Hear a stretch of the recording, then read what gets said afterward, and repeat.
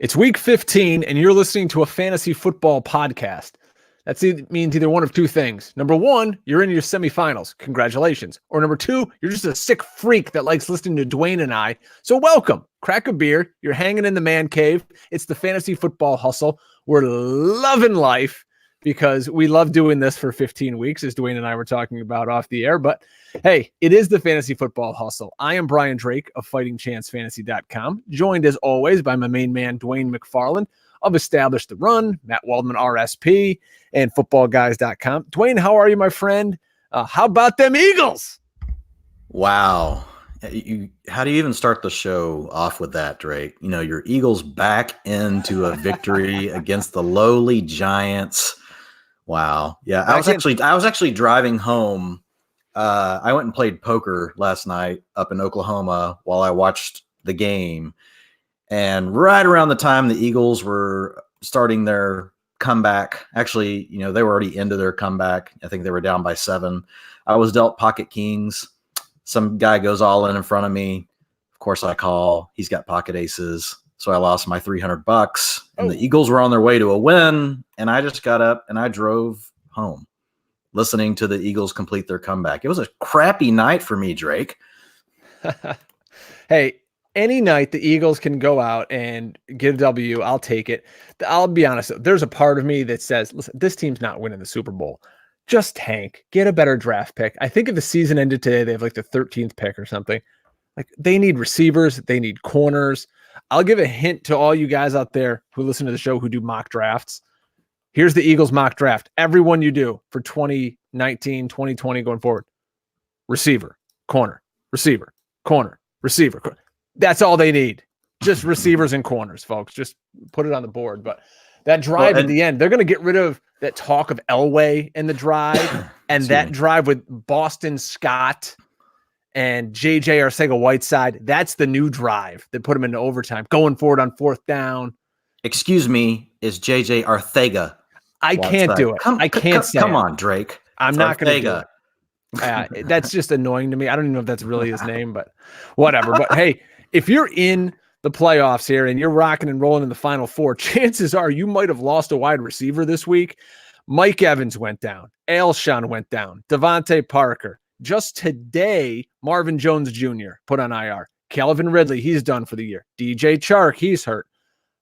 I would guess, Dwain, a lot of those guys probably were on some of your teams, and we know they're on our listeners' teams.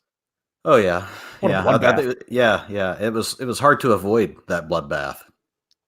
If you got to fill in, let's go bopping around. We're going to go team by team and find some wide receiver help for you. Let's start in Tennessee, where A.J. Brown just looks like a man, Dwain. 5 for 153 and 2. Yeah. Whew. He's $6K this week on DraftKings. We'll throw some pricing at you guys. And here's my question to you. We know he's good. Can he be consistent enough? And what's his usage? Tannehill, we know, is playing out of his mind. But if we put this guy in, am I going to get 4 for 34 next week? You could. And it's not because A.J. Brown is not, getting enough snaps, routes per drop back, targets, that sort of thing. It's really more to do with the fact that, the Titans are only dropping back to pass 58% of the time. And over the last 3 weeks, that's 42%, 50%, 49%. Those are really low, So, I mean, you want your team up in the 65, 70% range. Now that's drop backs. That's not passing attempts. That means they actually drop back. They could have been sacked. They could have scrambled. But anyway, 58% on the season is already low. And when the Titans are winning and they're rolling like they are right now, 22 points, 14-point, and 21-point victory over the last 3 weeks, there's always the risk of, even though you may get 28%, 26% of the targets like A.J. Brown has done 2 out of the last 3 weeks, that's a smaller piece of the pie, to go around because they are running the ball so much, which if you own Derrick Henry, congratulations. Yeah, this is the perfect game script for this guy, 31, 26, 24 points. But A.J. Brown's playing so great, Drake. I mean, I would just have a hard time right now not playing him. So I wouldn't expect him to be available very often, unless it's a shallower, medium type league. If you're in a deeper league and you've got A.J. Brown and you start a lot of players, maybe you got a dual flex type situation going, you're playing A.J. Brown. You got to get him on the field. How about in New York, where I was impressed and I have been impressed all season with Darius Slayton, and the Eagles could have had him, but they took Clayton Thorson instead in that round. But hey, Darius Slayton's a monster. 5 for 154 and 2, made Eli look like a, serviceable quarterback. And I just got to say this. We bang on Booger and Tessitore and all they do, but the love fest for Eli last night, enough, okay? He threw a lollipop rainbow touchdown that, the Eagles have bad corners. Let's just call it what it is. And Slayton went up and made a play. The first touchdown, the corner fell down. He slipped on the field. It's not like it was a great play, so whatever. We'll give Eli's due. But Slayton's balling out, man. He looks like a big-time X receiver. Yeah, but it was raining, Drake. So that was a great throw in the rain, right? If you ask Booger, it's the greatest throw of all time. I'm kidding. But yeah, Darius Slayton, we talked about him a couple of weeks ago. I think he was even one of the guys where you made me play the silly game, either or, and it was Slayton or Shepard. Thank God I said Slayton. I said it was Darius Slayton's season a couple of weeks ago. Yeah, so you made me pick, and I had to pick Slayton. But anyway, yeah, this is a silver lining for the Giants. The fact that they've got a player that can stretch the field vertically. They've got Golden Tate and Sterling Shepard, but they're both, we've talked about this multiple times this season. They're kind of the same guy, right? Mm-hmm. They're really better working intermediate inside rather than outside. And so to have Slayton be a guy that can, work outside the boundary and can, stretch the vertical element, of a defense. Yeah, it's absolutely a great thing. The other guy in the Giants passing game, he came up small in the box score last night, Drake, but Caden Smith, continued to see all of the playing time at tight end with Evan Ingram out. He ran a route on 94% of the dropback, still had 17% of targets, which in the 2 previous weeks, 19 and 17% when he came up with 13 and 13 PPR points. So if for some reason somebody in your league drops Caden Smith or he's not, or he is still happens to be available, his utilization metrics are still very viable. So he's a guy that if you're in a real pinch at tight end, you can still use him. Obviously, Slayton, Golden Tate, and Shepard, all very involved. Tons of 11 personnel. So each of these guys was over 90%, as far as routes per dropback in this game. Mike Williams scored a touchdown, folks. I don't want to get everyone too excited. Our buddy Josh Hermsmeyer in the buy low model. I don't know if he's going to say his name now over at ETR, but hey, he's back. 10 last year, got his first one this week. There's a chance Mike Williams was dropped in some leagues because he just doesn't score touchdowns. Now, he only went 2 for 63 on 3 targets, but he might be out there. He's 4,600 on DraftKings this week. He's against Minnesota, who in their corners are not exactly as shut down as their names on the back of their jerseys may have may say. People think like, oh, these guys are shut down corners. Minnesota's given up a lot this year. What are your thoughts on the the LA guys and Mike Williams? Yeah, I think, the issue with Williams is still going to be the same that it's been all year, or at least since Hunter Henry has been back and when Williams has been healthy, is you've just got multiple viable targets. So Keenan Allen, is the alpha. He's at 25% of the targets on the year. Then I would say Hunter Henry and Mike Williams are next in line, but not far behind them. Austin Eckler and Melvin Gordon are seeing a lot of love. So it's just a situation where, the good news for Williams is his average depth of target over the last 2 weeks straight, 19.4, 27.5, which makes him a huge air yards guy. Despite, only having 14%, of the targets on the season for the Chargers, he still has 29% of their air yards versus a 25% of the targets. Keenan Allen is only at 31%. So only 2% more when it comes to air yards. So Williams is always a threat, to score a big play with all the injuries that happen. If he is free in your league, yes, he would definitely be someone that I would be willing to add. I haven't looked at let me look real quick at who the Chargers have, this next week as far as, yeah, you're right. It was Minnesota. You just said that, but that's a plus 4.2 for wide receivers in the PPR format. So that's one of the better matchups in the league for receiver. Tampa Bay is obviously the best, Miami second best. Then you have Detroit, and then you have Minnesota. So it's like you say, Drake, they're not quite as good as the names on the back of their jerseys. So yeah, he's a guy that I would definitely be willing to put in a lineup if I needed to. A guy I've been playing for a few weeks now because I'm in some pretty deep leagues is Zach Pascal from the Colts. And listen, it's Zach Pascal. I think they just signed Dontrell Inman. Did I read that today? He gets the Giants on Monday Night Football. Is that right? He gets the Giants this week. The Giants can't be on Monday. No, never mind. That's wrong.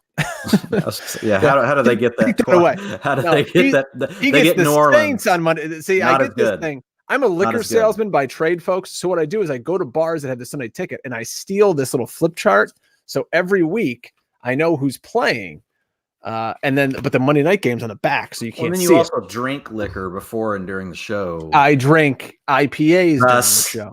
Yeah. So yeah, New Orleans, which is, it's like a neutral matchup. It really just depends if they decide to send Lattimore with him. Right. I would think between Marcus Johnson and Pascal that I doubt they move Lattimore around. They probably just, leave him on one side or the other. But, that's a tough thing to guess. So that would scare me a little bit, with Pascal this coming week. But yeah, like you said, as far as, his utilization goes, it's great. 100% of the snaps the last 2 weeks, 100% routes per dropback. Marcus Johnson, 93% and 88%. But Pascal has led the team in targets with 25% and 25% over the last 2 weeks. Well, Doyle was actually first in week 13 with 30% and then 19% this last week. He's another guy that came up small at tight end in the box score, but utilization metrics look still, really solid.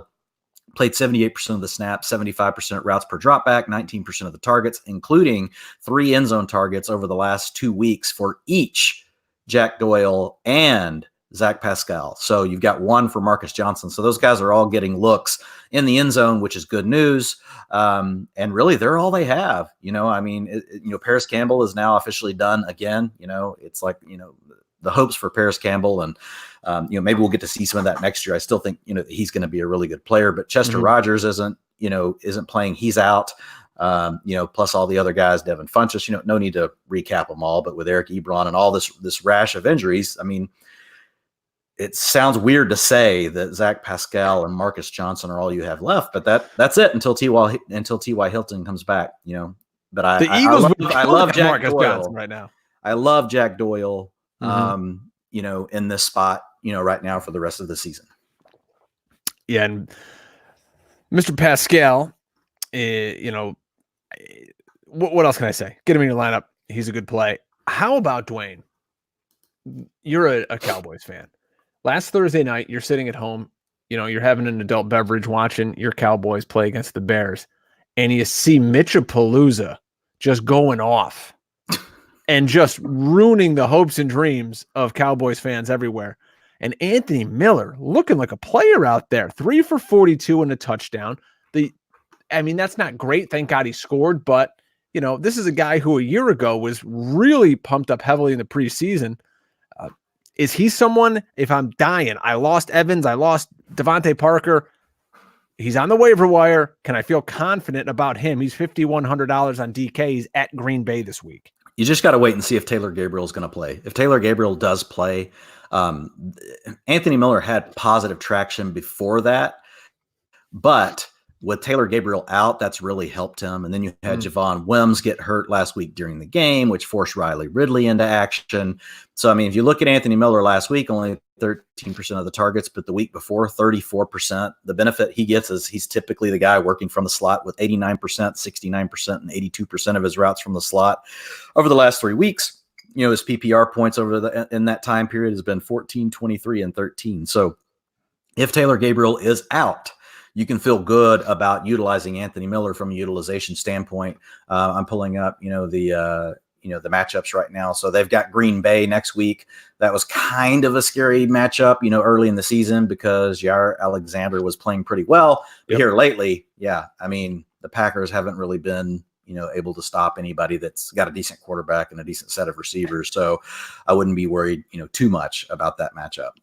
Hey, we always like to give a shout out to the folks who watch live here on our Periscope and our YouTube channel. Thanks, everybody there. So our friend of the show, Matt Lawrence, is asking a question here. It's relevant to what we're talking about. On waivers right now, Hollywood Brown and Marcus Johnson. Who you adding, Dwayne?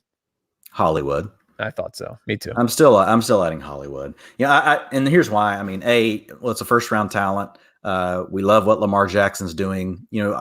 Lamar Jackson, the last 2 weeks, his passing numbers have been down a little bit, but, he's been dealing with weather. There's been wind involved. There's been, some of the other elements, with things being wet. So I still would lean towards the better offense and the guy that we think has a role going forward, period. Marcus Johnson, once T.Y. Hilton comes back, which we don't know when that will be, that's going to be a little bit more iffy. And we don't like Jacoby Brissett as much as we like Lamar Jackson. There you go. So thanks for joining us in the chat room, my friend. Appreciate it. Keep cruising on here. And the Bengals got back a guy who led them in air yards and touchdowns early in the season. That's John Ross. Tough matchup this week, though, Dwayne. He's $3,900 on DraftKings going against the Patriots. Got 50% of the snaps, only 2 catches. What do you think of John Ross going forward? Yeah, it's going to be really tough this week. I don't want to use him, against the Patriots because most likely he's going to get Stephon Gilmore, on the outside. That's just a bad matchup for Ross. Now, he could get open and pop one. The other thing is, really he and Auden Tate were still splitting that time. So he saw 49% of the snaps, 40% for Tate, 39% routes per drop back for John Ross, where Tate was actually above him at 49%. That's why, when you're looking at receivers, it's another great example of why really routes per drop back tell a better story than the snaps. If you want to think about, who's on the field when they're actually throwing the ball, that's much more important. The 8% of the targets for Ross and 11% for Tate. So before I would be willing to use John Ross, I need to see, his routes per drop back up in the 80% range. And I definitely don't want to see him against the Patriots. I guess if you're in a super deep league and you're just super, super desperate, I would have to hear a list of other guys against John Ross that you would be picking from, for me to really, kind of think through, okay, who would I take John Ross over? But it would be a pure desperation play this weekend. Once you get past this weekend, Cincinnati has got, let's see here, Drake, who do they have the week after that? They've got Miami. Now, that week, yes, by all means. If John Ross pops up into the 75-80%, of routes per drop back this coming week against the Patriots, and then you can use him in your championship game against Miami, now we're talking about something, that may actually be worth, deploying as a strategy in the championship round. All right. I love Will Fuller. He is a hell of a fantasy player. That was like, are you like Brick? I love Lamp. Yes. I love Will Fuller because Brian, are you just naming random players and saying that you love them? I'm answering questions from the guys in our chat room here. It's awesome. The guy asked about the Eagles defense, and I don't trust the Eagles defense at all. Did you see those corners out there? Dwain and I could start at corner or receiver, whatever we wanted to do. Maybe both for Philadelphia for the rest of the season. But a team that is looking for receivers is the Houston Texans because Will Fuller can't stay on the field. The guy's hamstring is it's made of dental floss. He can't stay healthy. So you've got Kiki Kuti, you've got Kenny Stills. Neither of them are really kind of taking advantage of the opportunity, though, Dwayne. They've got a matchup coming up in 2 weeks. They get Tampa. This week, where's the Texans? They got the Titans on the road. I'm sure both of them are out there on waiver wires. Stills, Kuti, any interest? Not a ton. Really, if you look at the last 2 weeks, for Houston, Duke Johnson has been their number 2 receiver after DeAndre Hopkins, 24% and 16% of the targets. He's out there a lot, on the routes from a routes per drop back perspective over the last 3 weeks, 75, 72, and 57%. Got taken off the field a little bit late here in this blowout, where you had a team, losing by 14 points. They lost by 14, but, that was just a game where, man, that's crazy that Denver was just destroying them. But yeah, I would need to hear that Fuller is out for sure. But even then, I just don't know who to trust, Drake, because in week 13, it was 16% of the targets to Stills. And then in week 14, he saw 4%, and that was 14% to Kiki Kuti. So I would have to be in a super deep league and just feel like I was really boxed into a corner for me to feel good about either one of those guys. I'm with you. I love Will Fuller, and I also love Lamp. And I would be willing to use him if he was back. But if not, I think Duke Johnson right now is the more viable play, from a flex perspective. Let's talk about running backs here on the hustle. And there may be a changing of the guard going on in San Francisco. Raheem Mostert, of all 3 running backs, the past 2 weeks, I stole this stat from our friend at ETR, Adam Levitan, who tweeted it. Over the past 2 weeks, Coleman has seen 20 snaps, or 20 touches, Breida 12 or snaps. Yeah. So Raheem Mostert 78 snaps to Coleman's 20 and Breida's 12. Obviously, Breida only played one game. Raheem Mostert 10 for 69 in a score, caught 2 for 40 and another score. If he's on the waiver wire, is he plug and play? Do you think he's automatic, or is this game script? Is it no? You just have you're going to have to. It's shenanigans, and we don't know. We will not know until it changes again. But right now, Raheem Mostert is in the role that Tevin Coleman had been in up until week 12. The guy that's going to see anywhere between 40 and 50% of the rushing attempts. This last week with Breida back, that's what he saw, 42%. Breida was at 25%. Tevin Coleman was at 13%. The week before, without Breida, it was Mostert at 66 and Tevin Coleman at 17%. So really, Mostert has taken over the role that Tevin Coleman was in. He's still going to be sharing somewhat with the other two guys, but it is in a great offensive scheme. I mean, look what they did against a good run defense, or at least a capable run defense, with New Orleans. I mean, and, the same thing with Baltimore. Mostert's played really, I have a tough time seeing him give that up right now, Drake, because in two of the toughest games of the year for San Francisco, he showed up big. He balled out, against Baltimore and against the Saints. So I think he's probably earned the trust of his coaching staff. Now, I say that, tongue in cheek, because you can't trust a Shanahan whenever it comes to, when they've got a committee going. We saw this back in the day, with Mike Shanahan. We've seen this multiple times. Now, when they do settle on a guy, man, you're golden. You're in great shape. But yeah, I think right now, Drake, you got to 14, 23, and 25 PPR points over the last 3 weeks. They're like a Patriots employee with a tape recorder in their hand. You can't trust them. You don't know what they're up to. So be wary of them. Getting a lot of questions about the Tampa Bay Bucks and their situation at receiver, Dwain. So you are the king of the utilization report. If you go search on Twitter, #utilization report, you'll see tons of stuff that Dwain has done. And I know tonight he's done a crap load of teams, so check those out. What do we see in Tampa Bay? Are we going to now, with Evans done for the year, see some more Rashad Perriman? Are we going to get an influx of balls to the slot? Are we going to get Godwin kicked outside? Can we talk about Brate, Howard? What the hell is going to happen in Tampa Bay? Yeah. So, and this is a tough one, but what I would say, I'm still going to lean more towards the talent. I think they've got to find a way to get OJ Howard involved.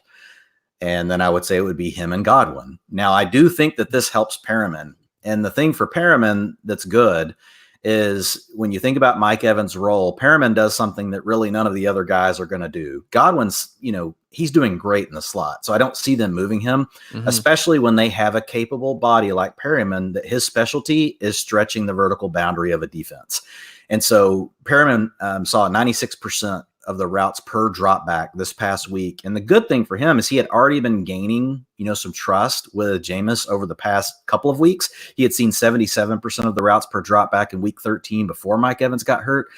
So he had already scored 14 PPR points and then 16 this last week with Mike Evans out. So I think Perriman is definitely a viable option. At this point, I would expect him to take on a good portion of Mike Evans, workload. I would expect him to be somewhere between 15, and 18% of the targets each week. And then I think OJ Howard's going to pick up, the rest between him and Chris Godwin. It's tough to give Chris Godwin a ton more because Godwin, we already know he'll have the 29, 30, 35% target weeks. So I expect him to, be between 30 and 25% of the targets each week. But I think this could put OJ Howard on the edge of viability. He ran a route on 71% of the routes, or dropbacks this past week, whereas in the previous 2 weeks, he had been down around 60%. So he saw about a 10% bump, and he saw 10% of the targets this last week. He saw a target, in the end zone. He's got 11 points in each of the last 2 weeks in a PPR setup.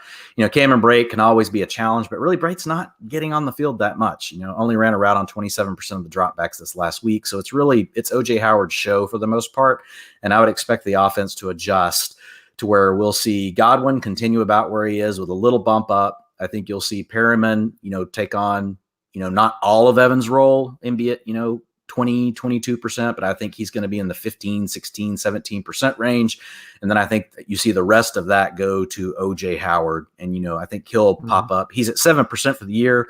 I would say down the stretch, you're going to see OJ Howard more in the 15, 16% range, of targets. OJ Howard, the last 2 weeks, 73 yards and 61 yards. If you're getting that out of a tight end right now in week 15, as I like to say, you're doing naked backflips down the highway.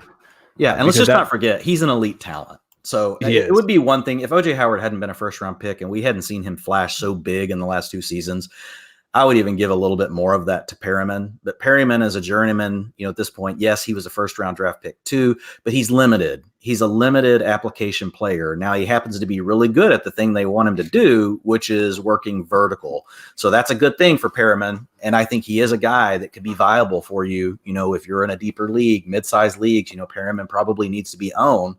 But OJ Howard is the other guy to not forget in the equation. If you're following me on Twitter at Drake Fantasy and Dwain at Dwain McFarland, DWAIN McFarland, you'll know that I always I follow the news. I'm tweeting out little tidbits. Hey, add this guy, take a look, see if this guy's available. And around midweek, I said, be wary of Josh Jacobs in this shoulder. There were reports that were trickling out that, hey, if they're kind of out of it, you could see Josh Jacobs shut down for the Raiders. And lo and behold, they didn't play him this week. They really have no incentive to play him for the rest of the year. In comes DeAndre Washington, Dwain. 14 carries, 53 yards, and a touchdown. And what I want to ask you about, how can we get no passing work for Josh Jacobs, but DeAndre freaking Washington gets 7 targets, 43 yards? It's crazy to me. Like, if that was going to Josh Jacobs, he would be a top 5 running back. Yeah, well, the reason why is because it's been a 3-man rotation pretty much for the last 6-7 weeks. And so the role that DeAndre Washington was playing was he was taking, anywhere from 15 to 25% of the attempts, but he was also, out there in passing situations, before this, so he was seeing anywhere from 15 to 20%, of the routes per dropback. So now what's happened is he's kept what he was getting before in his routes per dropback, and he's taken on Josh Jacobs. So if you look at, the previous weeks where Josh Jacobs had been at a 32%, and DeAndre Washington had been at an 18%, 29% Josh Jacobs, 14% DeAndre Washington. So, basically it's just the math of it all, so 55% routes per dropback this past week for DeAndre Washington, which, to your point, man, if we'd been getting that from Josh Jacobs all along, he would have been, he was already a solid, running back, but that would have placed him, really in the upper echelon of running backs, from a fantasy perspective. So DeAndre Washington, is probably going to hold as much, if not more value than Josh Jacobs down the stretch, if in fact they don't bring him back, which, like you said, the Raiders are one of those funny teams, Drake. Even though they've kind of hung around from a standing standpoint, it's crazy. Their average, margin of victory on the season is minus 8.3. It's like, okay, how does a team with a minus 8.3, which is, I think, 3rd worst in the NFL right now, still hovering around, a record of 500 with a chance to play for their division? But hey, that's the story of, the AFC West and the NFC East this year, I guess. Well, if you're in the NFC West and you're the Seattle Seahawks, it's been an up and down kind of last few weeks here. You've got Russell Wilson, who's not really doing much of anything, and now you've got Rashad Penny, who's definitely not doing anything because he's out. So now everybody a week or two ago was like, Penny's the man. Penny's going to start eating into this role, and he did, and now he's done. So it's Chris Carson. He's back to being the man. He gets to go against Carolina this week. 7,500 on DraftKings. Last week, 15 carries, 76 yards, caught 3 balls for 15. This is just RB1 status here, Dwain. He's going to get fed the rock. Yeah. We talked about this team last week being able to support 2 fantasy viable runners because they are so run heavy and they run quite a few plays. They run at least the league average in plays, and they're a run heavy team. Well, now you've got a situation where that 2-way backfield has just been taken down to 1. CJ Prosise will see a little bit of work in the passing game here, probably also a smidge a dash of work in the running game, but this is mostly going to be Chris Carson's show. If you're a Chris Carson owner and you are in the fantasy playoffs, congratulations. I just don't see a situation where he's not going to have 25 touches, each of the upcoming weeks without injury or unless he has a fumbling issue again. Can you, Dwain, as a guy who plays in high stakes leagues, high stakes, pal, and spoiler teaser for you guys who watch the show, there may be coming in the next a week or two an interview with the high stakes two-time parentheses two-time high stakes champion Drake Jordan. You may follow him on Twitter and see him trolling all the high stakes experts. Well, we've reached out to him. He's a fan of the hustle, and he is willing to join us on the show. So just look for that coming up in the next few weeks. I've never met the guy. I don't know who he is. Neither's Dwain, but you know what? What the hell? We'll have some fun. If other shows can get Patrick Laird on there and bump some listenership, we'll get Drake Jordan. We could probably get Patrick Laird. Maybe we can get Boston Scott.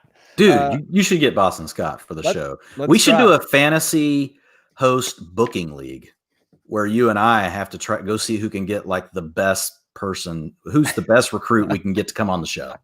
Yeah, we'll find some scrub. I got like the punter from Syracuse who plays for the Giants. Last quick note on Seahawks. Just a note for folks. Josh Gordon saw a season high in his snaps, 56%, while with the Seahawks. His routes per dropback have gone from 44 to 50 to 60% over the last 3 weeks, saw 11% of the targets. That's also the most he's seen as a Seahawk. Didn't come up with anything, in the box score, only 5 PPR points, but his role is increasing. DK Metcalf is the guy that took a slight dip down based on that work. He dropped down to 73% of routes per dropback, still 17% of the targets, though. Tyler Lockett was still the lead guy. If Jacob Hollister, by some chance, has been released in your fantasy league because he isn't scoring a lot, everything else is still fine. He's seeing plenty of snaps, plenty of routes per dropback, and even his target shares aren't bad. 16%, 26%, 17%. Those are good for tight end. He's also got 2 targets in the end zone over the last 3 weeks. So Hollister is a guy that I actually saw in a couple of places where he got, dropped for someone else. If you're really hurting, actually not even if you're really hurting, you may evaluate Hollister against whoever you already have on your lineup. He could be solid. To quote the great Steve Stifler, you don't score until you score. I was getting into before I had to plug our potential interview, but I was saying, Dwain, you play in some high stakes leagues, pal. Would you in any situation put Adrian Peterson in your starting lineup now with Geist put on IR tonight? He's playing the Eagles. He's only 4,400 on DraftKings. 20 carries this week, 76 and a touchdown. Is there a chance?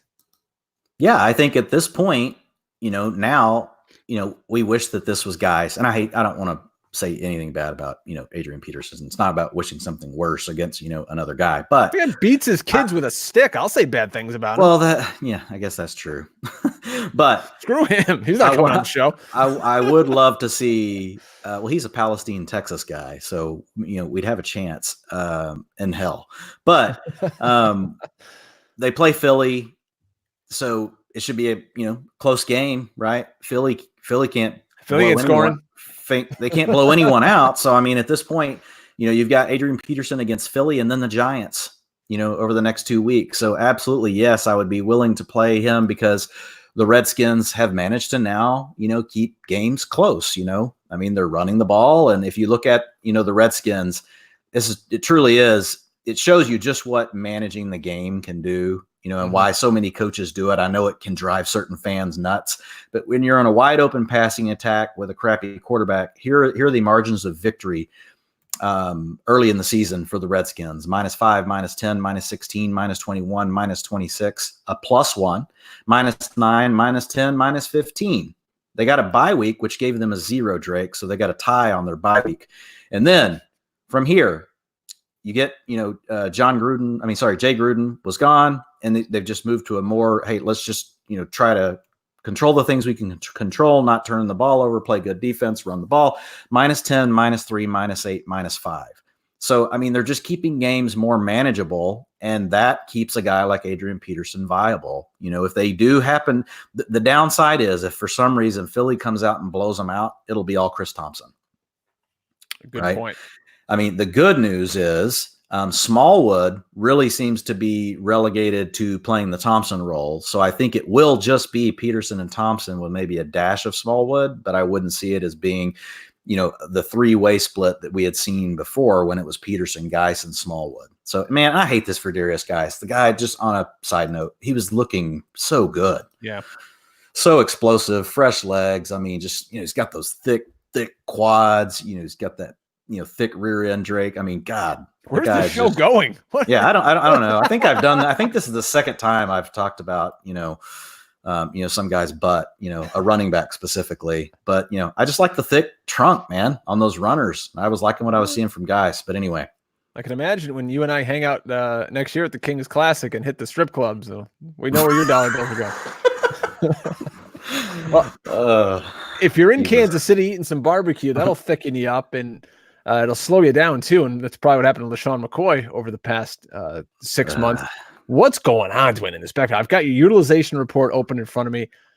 Darwin Thompson was the darling of the waiver wire last week. Everyone added him. Do I play Darwin Thompson? I told everybody in the world, play Bilal Powell over this guy, and we'll get to him in a minute. But they bring in off the street Spencer Ware, and he leads him in snaps. Yep. Tell me what's going on here. I'm perplexed because I know our listeners are going to want to have to play one of these guys. Well, really, it's not perplexing at this point, I don't think, just because Andy Reid's doing what he's done is this whole season. It's not what Andy Reid has done, for his career, where we've seen him really lock in and use a guy. But for this season, he split this backfield three ways, no matter what. Very occasionally, we've seen one guy rise to the top for a week, but it's never been a consistent trend, that we could lean on. But I mean, if you think about it, let's just look at, these, let's not look at snaps. Let's look at, the rushing attempts, over the last several weeks, so you've had 44 to 33, LeSean McCoy to Damian Williams, then 45 to 35. Then you had, Damian Williams step up for 2 games and see 67 and 76%. But then right after that, and that was with LeSean McCoy, was a healthy scratch, remember, for one of those games. And one of those games, he got hurt during the game. And so you've got LeSean McCoy at 26%, Damian Williams at 15%, and Darrell Williams at 41%, right? And then you've got 17% to McCoy, you've got 21% to Darrell Williams, and 38% to Darwin Thompson. And this last week, you got 38% to McCoy, 14% to Thompson, 17% to, Spencer Ware. So I think really all that's happening, Drake, is they all three get drives. Mm-hmm. And whatever happens to be the script that plays out on that drive, whether it's more running or more passing, that's the guy that gets more passing work or the guy that gets more of the rushing work. I don't even see a specific trend that we can target that says, oh, this guy is the guy they use passing, this guy is the guy that they use running. What it looks like to me is, hey, you're all going to be in the game, and then whatever plays out on that drive, that's how we're going to use you. Semifinal week, you got McCoy, you got Darwin Thompson. You going to put him in your lineup? No way. No way. Can't trust it. Not at all. We talked about it last week. We love Darwin Thompson. We love his talent. We love what he can bring to the table. But, we said, even last week, you've got to be super desperate and almost crazy to put Darwin Thompson in your lineup, and if you did, you kind of got lucky. He came up with 8 fantasy points in a PPR, and you were lucky to get that. Another guy that I was pushing on Twitter for people to add was Bilal Powell, because Le'Veon Bell got the flu, and stories have come out recently that he was out bowling the night before the game until 1 a.m. and bowled at his highest score. So congratulations, Lev Bell. I guess. Bowling balls are gross. Hopefully he has his own. That's probably how he got sick. Those stupid bowling balls. And bowling is just like a sport where too many germs are shared. Anyway, I'll move on. Yeah, I'm a super germaphobe. Quick side note story. I wash my hands and have sanitizer on me at all times. My buddies and I play a lot of slow pitch softball. We needed something to do in the winter. I live in Syracuse, New York, and it's winter 9 months a year. So we joined a bowling league, right? And I am the kind of guy who goes way overboard on things. So I'm like, oh, we're joining a bowling league. After the first week, I bought my own ball, my own bag. I was way into it. I still didn't really know how to bowl. So we get drunk. We're bowling the first week, and we're just kind of throwing the balls down there. We didn't realize that's how they set the handicap was the first week. So we have like 150 pin handicap or something crazy. And now we're just like athletic guys, and we're just dominating the next like 20 weeks of the season because we have these huge handicaps. You come in and you're playing all against grandmas with walkers. It doesn't matter because we won the league. I have the trophy. I'll bring it out next week. The Chuck Jackson trio, although there was 4 of us, and maybe my proudest athletic feat. But yes, I had my own ball. I'm with you. Don't touch those damn things. So Bilal Powell came out, 19 rushes for 74 yards, caught a couple of balls. Got maybe an ankle issue, but we don't know if Bell's going to come back. But if Powell's out there on the wire and he's healthy enough to play, love Bilal Powell. He's a guy in the playoffs who always seems to find a way to be relevant. I don't know if there's anything else you need to add to that, but no, I mean, he's a guy, you're right. It seems like anytime he gets his chance, though, he'll do a little something for you. I mean, 11 PPR points if you're in a pinch, it's not the greatest thing, but it wasn't terrible. 79% of the snaps, 59% of the rushing attempts, 57% of the routes per dropback. So he's a guy that can do everything. He's also a guy that I would say that we probably called this 3, 4, maybe 5 weeks ago, and said that, hey, if something does happen, because Le'Veon was starting to have some injury concerns and some different whispers of different things going on with him, we said that Powell was probably the guy to own, and that's kind of how it played out. So if you're in a super deep league and you heard that information and this helps you, well, then good for you. Wouldn't shock me if he didn't play another down for the Jets. In Miami, the legend of Patrick Laird, all right, I had tons of guys asking me, can I play Laird? He's going to be great. And everybody, he's a great sleeper in DFS. And, I do a DFS show called Eat the Chalk. I hope you guys can find it on iTunes. And I've told people for weeks, I can't play this guy. I'm not going to play this guy. He sucks. He's not a good player. He's not going to do jack in the running game. So he got 15 rushing attempts for 48 yards. All right. He caught 4 balls for 38. Congratulations on your 12 DraftKings points. But I'm not doing it with Patrick Laird. I'm not doing it again this week. He's got 33 touches the last 2 weeks, and he's done nothing with it. He got a cheap 1-yard touchdown 2 weeks ago. But I digress. Thoughts on Patrick Laird and this pathetic Miami team where, oh, by the way, Fitzmagic came back to earth as I predicted because he's Fitzmagic. He's not going to do it every week. Yeah, I mean, here's the positive, right? There's the 2 positives, that I see are, one, they get all the volume going through Laird at this point. 82% of the snaps, 54% of the rushing attempts, 59% of the routes per dropback, targets 13 and 11% over the last 2 weeks. So he's super involved. You know me, Drake. I've pretty much tried to skip the Dolphins almost every episode of the show. Over the last few weeks, we've had to pay attention to them because they're playing the Giants too. Well, yes, that's point number 2. They play the Giants, and then the next week you get them against the freaking Bengals. So, I mean, Patrick Laird may be just a guy, but we know that volume is still keen.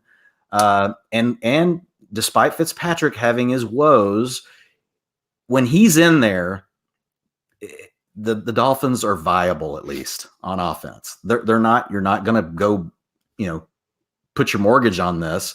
But I would. There are guys that have lost some serious firepower this past week with all the injuries you named up top.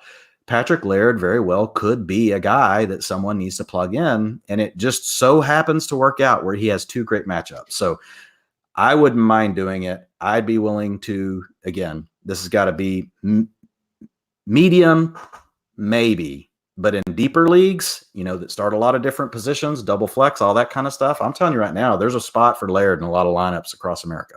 You got to pick one to flex this week. Half-point PPR league, Laird or AP?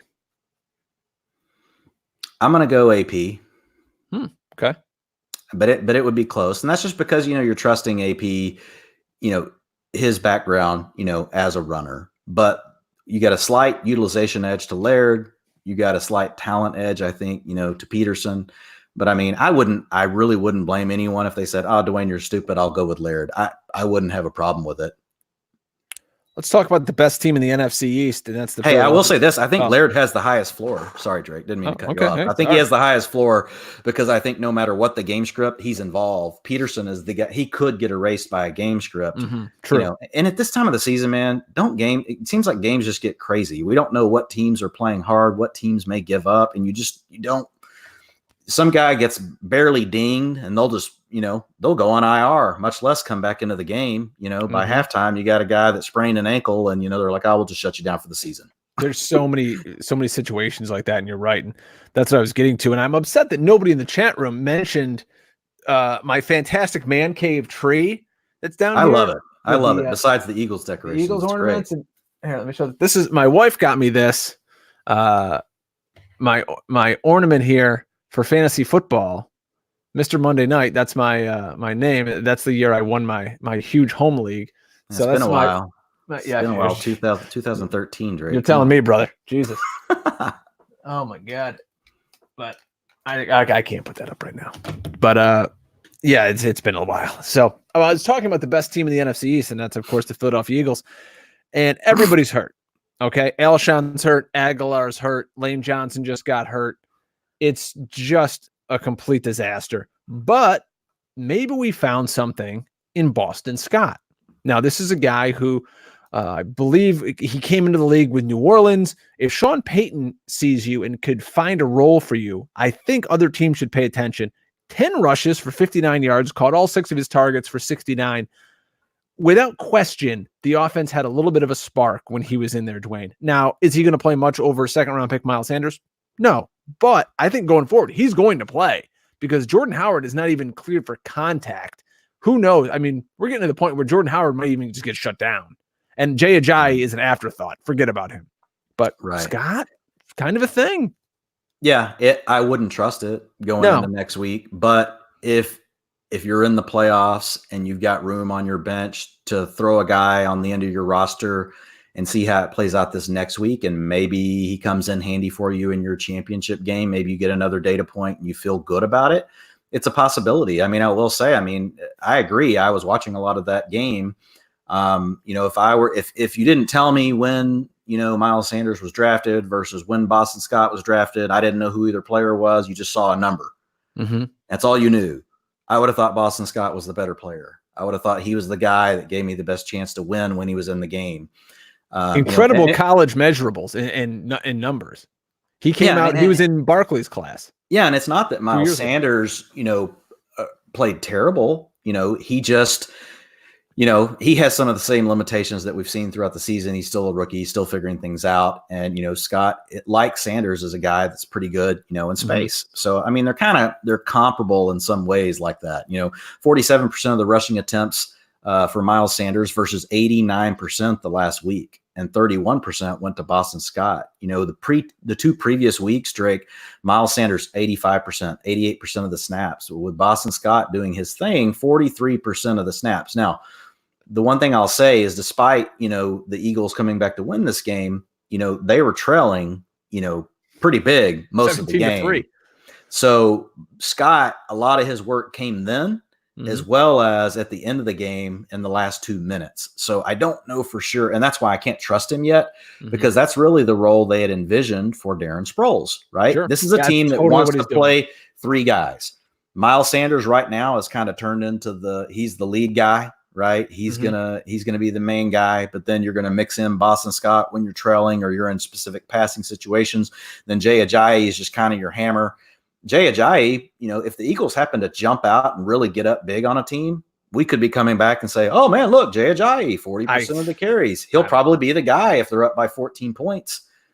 They've got to score 14 points first. Well, yeah, they do have to score 14 points, in the entirety of a game, much less just get up by 14 points. But I just don't trust it. Again, we're back to the Doug Peterson thing. And now this kind of puts some ice, on Miles Sanders.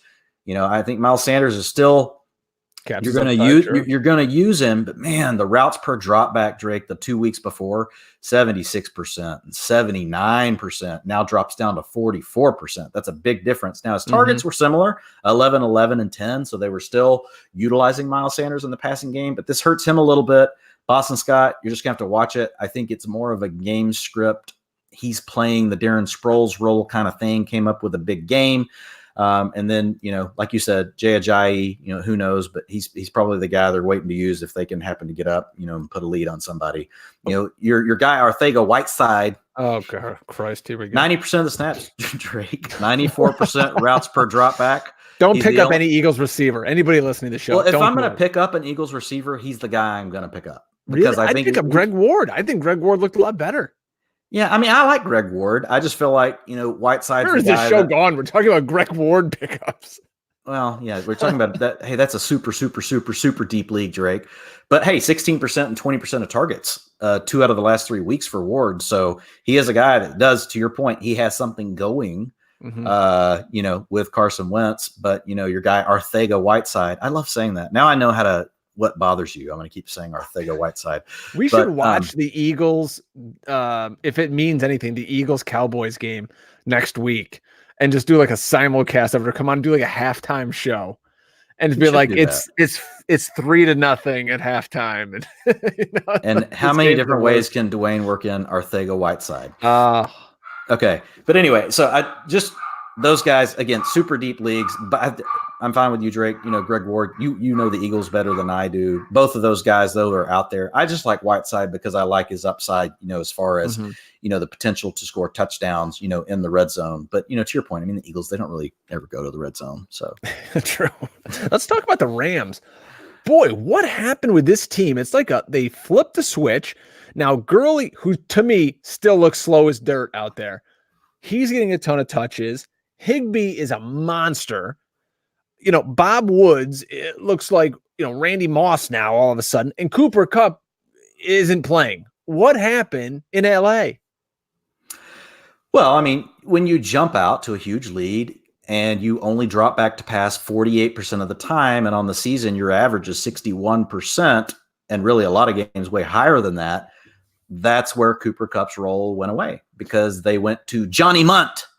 Their 12 package, Drake. They wanted to get another tight end on the field to do some blocking for, Todd Gurley. So it was really just a game script thing. Brandon Cooks also disappeared because Josh Reynolds is a better blocker. Brandon Cooks only played 38% of the snaps, but they won the game, by 16. I mean, folks could argue with me and say, well, they won the previous game by 27. And you still saw, Cooper Kupp out there for 72%, of the snaps. But to me, it does look like it's a game script kind of dependent thing. It's something where, they got ahead, they wanted to run the ball, because the week before, even though they got ahead, they still dropped back to pass 61% of the time. But like I said, in week 14, only 48%, we're talking like, that's like Tennessee Titans territory, whenever you talk about the Rams. So yeah, Robert Woods, he's a guy that had been playing, really hadn't seen any snaps or routes per drop back reduction. That data had all been there throughout the season. But I think this is just one of those things where every so many weeks, right? Defenses, like we've talked about in the past, we say it every week, they key in, and Cooper Kupp had been the guy and Gerald Everett had been the guy. So Robert Woods, has really been the guy that's kind of been lost in the defensive game plans. And to Jared Goff's credit, and to the coaching staff's credit, they figured it out. The good news for Gurley owners, Drake, snaps, 96%, 68%, 79% over the last 3 weeks. Rushing attempts, he's right around 65% for each of those games. Rushes inside the 5, 3 of them over the last 2 games. Routes per drop back, Drake, 88% this last week. So much for Todd Gurley's knees. To me, it looks like they're going to empty it all out and just deal with it in the offseason. They're going to try to get in the playoffs. 13% of the targets. To your point, Tyler Higbee, 32% of the targets, Drake, with Gerald Everett out. Yeah, Tyler Higbee is he reminded me of Travis Kelce when he was coming out. Absolutely. It's exactly what it looked like. Very, very similar attitude towards the game, right? Going to bring it to you. They play with a real edge.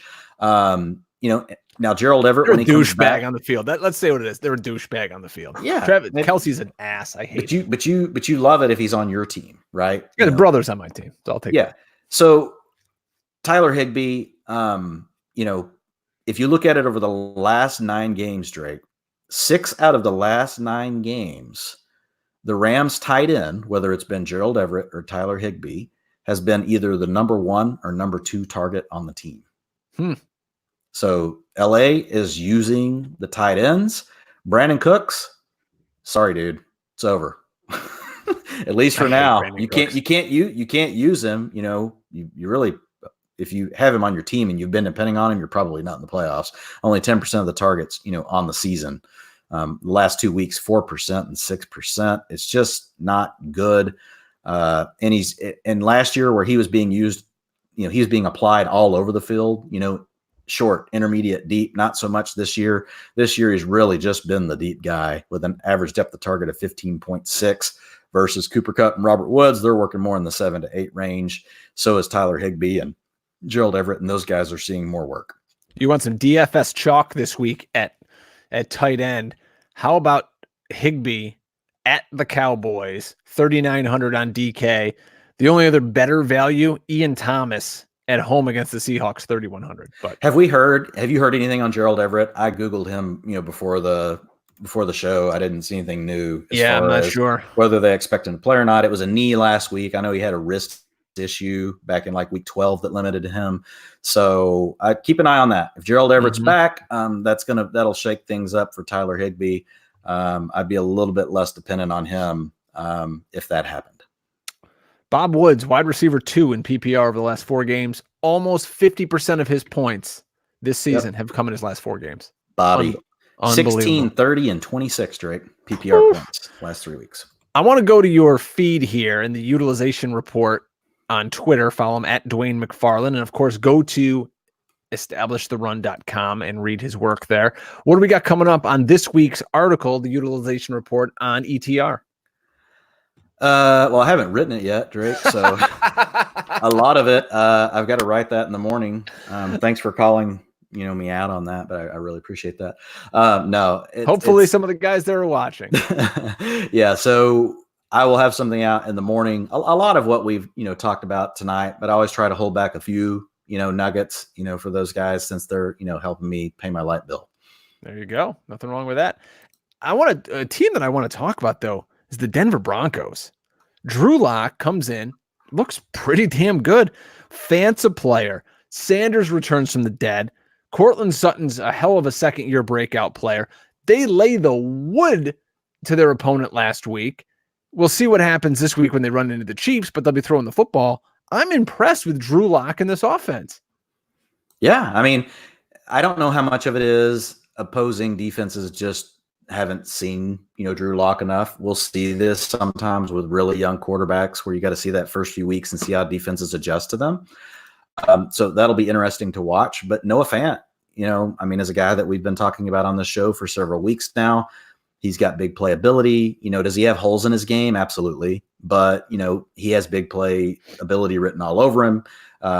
He's in an offense that likes to utilize the tight end heavily whenever they can. Remember, this is, Rick Scangarello, which is, an offshoot of the Kyle Shanahan offense. So a lot of those same concepts with the play action, et cetera. And I haven't gone back to watch the film on this game, Drake, but one thing I would like to look at is just the play action game with these younger guys versus Flacco, was like this statue back there. Mm-hmm. So even with Brandon Allen, and then now, I can't believe I got that Allen right. There's like 4,000 Allen starting at quarterback in the league, but I believe that was right. Brandon Allen. And then now, looking at Drew Lock, just their ability to execute. Maybe it's something to do with the way they can execute these run fakes and get out into their boots and different things like that. They may be opening up a little bit of the offense, to help create some bigger plays, some bigger separation via the scheme. I'm not quite sure, but Noah Fant this past week, 15% of the targets, his routes per drop back were actually down a little bit. So I'm not sure what's going on there. I haven't read anything, whether he may have been he did get hurt during the game though. So they said it's not serious. So that's actually why, that was down. And then Cortland Sutton, man, God, the guy never leaves the field. Drake, routes per drop back the last 3 weeks, 100% each week. Dude never, ever leaves the field. Still has holes in his game too. But man, with a guy that's out there that much, so if you've got him and you're in the fantasy playoffs, I got to look at Denver's matchup here in a second. But, only 8 points, from a PPR standpoint last week. Kansas City this week. Oh, God, yeah. So the targets, the end zone targets, the routes per drop back, everything you would want, is there. So, Sutton, if you're on the fence about whether to start him versus someone else, make sure I'll throw up a Denver utilization report, in my feed. If I don't, one of you guys just remind me, hit me up on Twitter. I'll throw it up there. So if you want to see what Cortland Sutton has done in the background, it's great. He's a guy that, honestly, he's probably a great DFS play. I don't know where his price is going to be this week. I haven't done any pricing, Drake. But if Sutton has come down any, just based on performance, then he would be a buy. 5,900 this week. There you go. That's against that's Kansas City. Yep. He's been a great steal, and there's been a lot of guys, though, who haven't been great. And if you want to hear a couple of smart guys talk about some busts and players that didn't live up to expectation, Dwain and Jay Moyer do a really great show. It's called the Fantasy Film and Data RSP Cast. You can find it over at mattwaldmanrsp.com. I got the name right because I pulled it up on my phone. You nailed it, Drake. There you go. And Matt Waldman, of course, friend of the show, one of the smartest guys you're going to talk to about football and the business of football and just the great work he does with the RSP. I want to give him a plug. Go on his site, mattwaldmanrsp.com, and check out the rookie scouting portfolio. Purchase it. It's going to help you understand rookies, understand what they're going to do in the league, what they've done in college. If you're not a huge college guy, I bought my copy. I don't get one for free. Apparently, I don't have a co-host that works for the site. So I paid the money and got it.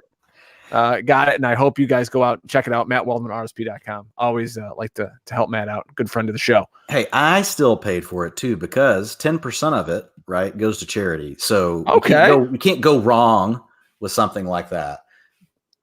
Not at all. And also, in all seriousness, like the stuff Waldman, points out, so we talked about AJ Brown early in the show, right? Mm-hmm.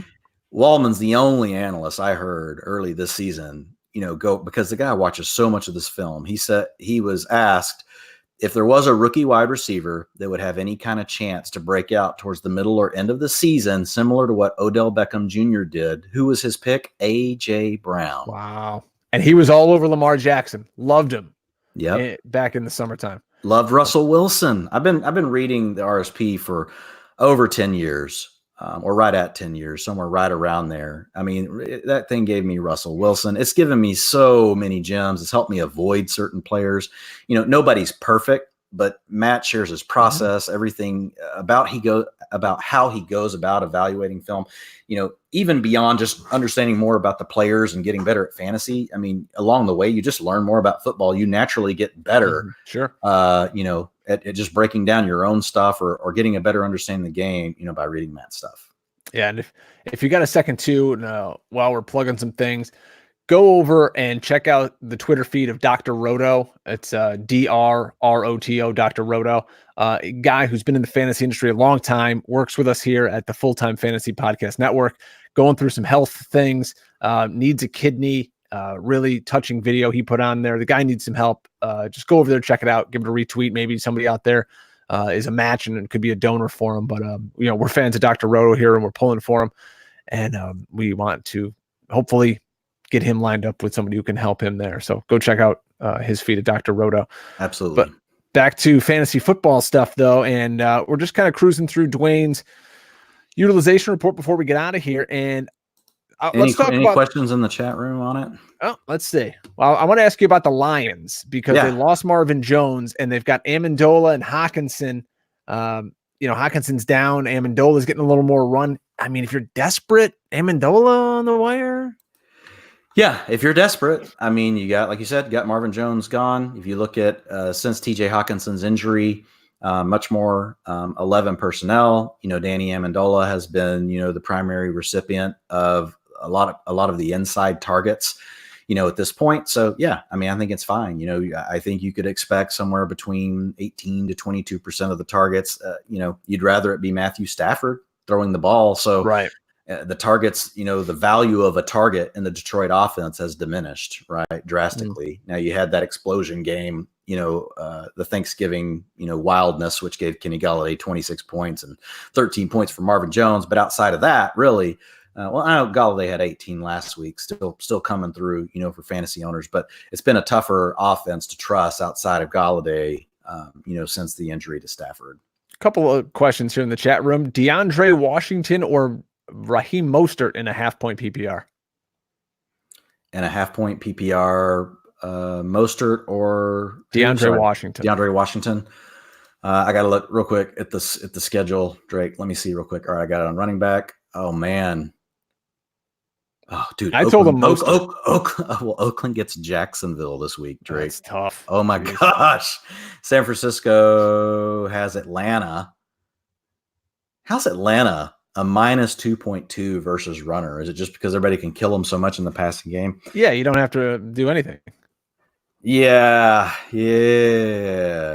I'm going to go Washington. Okay. I'm going to go Washington just because I do not trust Kyle Shanahan, and it could easily turn back into the three-way thing. You know, I do think Mostert came through in the two big games, you know, so I see him being the lead, but by how much does he maintain, you know, that lead? Pick 2. Miles Sanders, Devin Singletary, or Devonta Freeman. I'm assuming it's Devonta. He just said Freeman, so I'm assuming it's Devonta Freeman and not Royce Freeman. Yeah, I'm going Singletary and Freeman. Okay, you're sitting Sanders. Okay. Well, it's because of what we saw with this deal with Scott, you know, coming in. Now, I mean, Philly does get Washington. Who does Buffalo have? Let me look at the matchups just real quick. Buffalo gets Pittsburgh. That's a minus 3.7. Here's the problem. It's kind of sucked for Devin Singletary, because as his snaps and his rushing attempts and his routes per dropback and targets, everything, man, if you talk about what do you want to see as a true trend that you feel like you can really trust, like Devin Singletary is like one of the best examples I've seen in years of a guy that's just taken over a backfield and you can feel really good about it. And each week he adds like this new feather to his cap. Some area of his game he expands upon from the previous week. This past week, 75% of the rushing attempts versus 17% for Frank Gore. The week before, it was 90% of the routes per drop back, you know, targets 17 and 21% of the last 2 weeks. You know, he's borderline bell cow utilization. His PPR, 12, 19, and 18 points. He's due, Drake. He is due a 30-point week. Like, it's coming, but then you see it. But then you see taking your goal lines carries. Right. But eventually he's going to have that game where he gets those. But yes, that's what's holding him back is Josh Allen's rushing ability down towards, you know, the end zone. But, you know, seeing that it's Pittsburgh. So that's a terrible matchup. And then, sorry, who are the other guys again? Let me look at the matchups. Oh, Christ, I lost it. We're such a great help. I'm so glad that we're here to help people. Another guy's asking, let's get your cowboy bias here in full effect. Dak or Tannehill? I have to make this decision in a huge league where I'm in a chase for 50 grand. I have to make this decision this weekend. So it had been Dak, you know, all the way, and I'd use Tannehill for my bye week. So we've got Tannehill versus Houston. I've got Dallas versus the Rams. So for quarterback, like Dak could have to throw a ton because the Rams will score, and you never know. The Titans, as efficient as Tannehill's been, he might only throw the ball 25 times. Yeah, so Dallas has got a minus 2.2. Tannehill has got sorry. I like that we have a question that you have to go with yourself. Yeah, so Houston's a plus 4.3. Okay, I got to look at one last thing if I'm truly going to answer this. Pornhub.com. Yes, that'll help me make my decision. Guys, I'll be back in about 2 minutes. Sorry, bad joke. Let's see here. So I've got Tennessee, Houston over. So the total on that game is 50, Drake. Tennessee -3. I'm sure the Dallas game's close too. Oh, this is no help. Rams -1. The total is 49. I'm going to stick with Prescott in this game, but man, it is very close. That is very, very close. I mean, if you look at Tannehill over the last 3 weeks, I may have to revisit this one. So whoever's asking me that in the chat, we should probably talk again on Twitter in another day or two. Do you trust the Pittsburgh receivers against the Bills with was it Duck Hodges? Is that this freaking guy's name now? So you've got Deontay Johnson, who looked good. We love Deontay Johnson here on the show. James Washington going up against a very good Bills secondary. Yeah, I mean, you don't want to, but if you're in a pinch, Mhm. you know, God, man, this team, what a fantasy cluster this team has been. Ben Roethlisberger right away, then James Conner, then Juju Smith-Schuster. You got freaking Quack McHodges, you know, Quack as your McHodges. as your quarterback. I mean, it can't get much worse. Drake, here's how often they've dropped back to pass the last 3 weeks. 40. I was thinking of like Howard the Duck, and I don't know where that came from, but Scrooge McDuck, 49 Duck. Yes, 49% drop back rate, 43% and 46%. The Steelers do not want to throw the ball, and they don't really have a good quarterback. So if I can get around trusting these guys, I'd rather not. Yeah, Deontay Johnson, 37%, Drake, of the targets last week. 52% of the air yards, but if it tells you anything, he only had an average depth of target of 6.4. So that percentage is a little misleading because they didn't, this was a check down game for the Duck. So I would rather not if I can avoid it. Boy, oh boy. I don't think we can beat that for the rest of the show. So we'll get out of here. Dwayne, any final thoughts for the folks? No, man, I think we hit on a ton of good stuff tonight. Mm-hmm. You can tell the season's coming down to an end. This is like loose Dwayne versus the drunk show will be coming. And I didn't even drink tonight, but the drunk show is coming. Yeah. To our friend, high stakes champion, Chad Schroeder, and he agreed he will come on the show and do a little recap with us. So another big name guest that we could get here on the hunt. Chad can drink more beer than either of us. We'll drink during that show. I'm fine with that.